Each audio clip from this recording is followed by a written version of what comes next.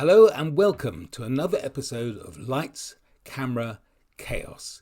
And I must tell you, I am very excited about today's episode because I have with me a very good friend, and we've known each other for many years. And whenever I hear her stories, it just absolutely fascinates me. So everybody say hello to Pamela Kaufman. Hi, Pam.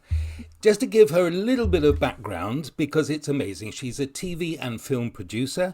She's head of WWII Productions, and a couple of her most notable films, and for me this is fascinating. She produced a film called Written by Mrs. Bach, and the Mrs. Bach is Anna Magdalena. And what we have found out through this film is that Anna Magdalena I'm going to say but actually she was very much involved in writing a number of the pieces that is attributed to Bach.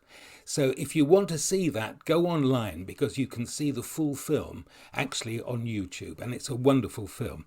But she has also made films of the Duke and Duchess of Windsor in their Paris apartment, and notably a long film, in fact, a fascinating film about Harrods and the birth of Harrods and what happened. And, you know, that's a bit of a dark area at the present moment. Anyway, what I want to do today is take her right the way back to not necessarily where she started, but where she was a very great influencer. And this is with Esther Rantzen and the television program That's Life. And the area I want to take you back to, Pam, is your time with Nicholas Winton. Now, for those of you who don't know Nicholas Winton is, or what he did, would you like to tell us about Nicholas Winton, Pam? Nicholas Winton was the most extraordinary man who was a young stockbroker who was working and traveling to Prague. And he saw in maybe 37, maybe 1937, the writing on the wall. He could see what was happening with the Germans. And he decided he needed to save these Jewish children. Now, when I say he needed to save them, there was absolutely no mechanism. The Kindertransport hadn't started. People couldn't possibly have believed what was going to happen. And he just had this drive, and he was determined. And he met up with a group of people that were trying to help these people. And they said, it's absolutely impossible. How are you going to get them out?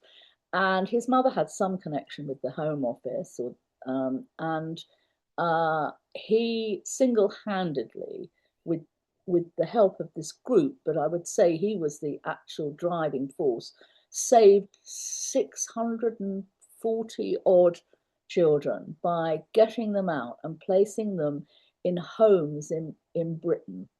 And the story was completely unknown for generations. Yeah, Um, I want to take you back to that because I think that this is to set the scene for what actually happened. Now, I know you were involved very, very heavily right at the beginning of this story, which you were able to bring to light. Ultimately, it became a film called One Life, which starred Sir Anthony Hopkins. And it attributed actually 669 saved children. Um, and we can talk about that perhaps on another occasion because it's an amazing film and he is so self-effacing in this, and I think that was very much like Nicholas Winton. He was a very self-effacing man. So how did you get to know about this? The story, as you say, well, was completely first, unknown. first of all, I have to say that I was part of a very big team. Okay, so I didn't start my career in television. I actually started in the property business, but I always was driven as a child. I wanted to get into the box. I had a television when we were younger. We got it for the Queen's coronation. I always wanted to go into television, but I wasn't very good at school. The BBC turned me down twice, and I blagged my way into the BBC, and I managed to get a very lowly job on That's Life, and they put me out on the back staircase. They had a department called aftercare because in those days you got about 16 million viewers, and That's Life sorted out every problems, but not all the problems went on the television. Yeah. And they were looking for someone older. I'd already lied. They thought I was 33 and I was actually 38. And they thought I was a woman returner. And I wasn't sure what they thought I was returning from, because working on That's Life was a holiday in comparison to bringing up children. Oh boy, that's right. Anyway, I made a bit of a nuisance of myself, and they put me on a program called Hearts of Gold.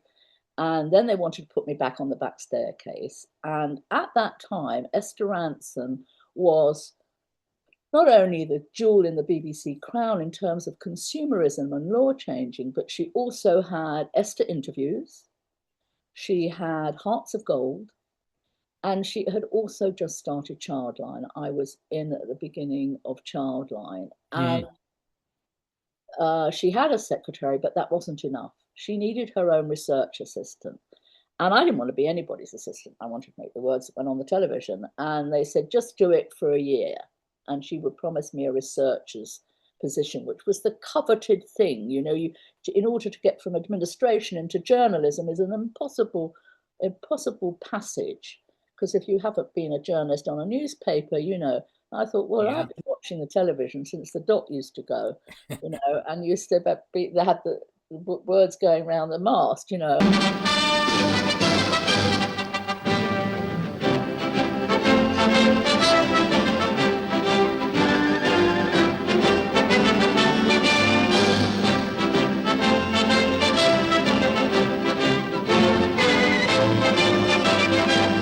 So I became her assistant. And it's the first week I'm her assistant. And of course, they've all gone out to lunch, the editors and everything. And the phone goes, and an extremely gruff voice says, Esther Rantzen, please. I said, who is it? Robert Maxwell. So I said, well, I'm afraid, Mr. Maxwell, Esther's gone out for lunch. Who are you?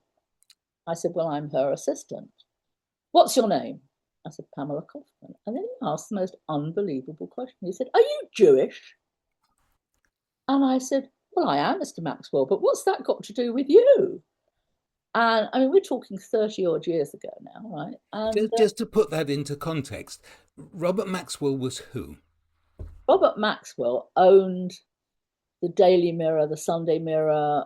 I've forgotten quite what is it was the Mirror Group. Yeah. Right. He was very powerful. Yeah. And, you know, this is before he fell from grace, you know, and he was proved to be somewhat of a fraud and, you know, stole the pension fund and everything. But he was always a little bit of a dubious character, I think, in people's minds. Yeah. But he wasn't to be messed with. Right. Yeah. And I said, well, what's this got to do with you? So he said, it makes a lot of difference because I'm about to tell you about one of the greatest stories that's ever happened from the war. And it's about saving Jewish children, and the fact that you're Jewish will make a lot of difference. And I said to him quite frankly, well, I said, I would have hoped that anybody who'd answered the phone on That's Life would have had as much interest in the story. So he said, when will she be back? You get her to phone me. So, okay. So Esther comes in and she said, any calls? And I said, I had an interesting call from Robert Maxwell. And everybody said, who? I said, Robert Maxwell. He said he asked if I was Jewish, because he thought if I wasn't Jewish, I wasn't going to tell you about this story. And of course, Esther is Jewish. Yes. But that wasn't relevant, actually. It wasn't because she was Jewish that he came to him for the story. And of course, what you see in the film is poetic license. Okay. And what had actually happened was that Nicholas Winton and his lovely wife lived in Hampstead, and they were moving. That it was a family house. They'd lived there, I think, for a couple of generations since they came over. When, you know, which he didn't really declare because he never said that he was Jewish. He would always deny it at first. And he was brought up in not as a Jewish man, and his wife was sorting out the loft, and when she was sorting out the loft, she came across this scrapbook which was full of hundreds and hundreds of photographs of children and their papers. Now, she had known. In the film, it says that she knew all along, but she didn't. No. That he'd done something during the war, that he was in the resistance during the war, and he had done something in Prague, but he never wanted to talk about it. And he came down, and she said, "What's this?" And she said, "What do you want me to do about it?" And he said, "Well, what I don't want it to happen is I don't want it to lie on some shelf in some library." Okay. And so they realized that it was about Czechoslovakian children. And so they got onto the Czechoslovakian Society, whose president was Betty Maxwell. Ah, so Robert there's the Wine, connection. right? And Right. she was a historian. I think she was a French. And in the film, you see Nicholas Winton going to see her, right? But I'm not sure that's actually how it happened. And I think that maybe the wife went, but they decided that they would give this scrapbook to the Czechoslovakian Society. And when Robert Maxwell saw it, he realised what it was. And at the time, and this is how I think she first knew about it, right, was that she was at Oxford University with Eve Pollard, who people might not know is Claudia Winkleman's mother, Mother, right? yes. And Yeah. who was at the time the editor-in-chief of the Sunday Mirror, I think. Correct me if I'm wrong. Yeah. And he said to Eve Pollard, "We've got to do a spread on this." So the first time you see this story is actually in the Sunday Mirror.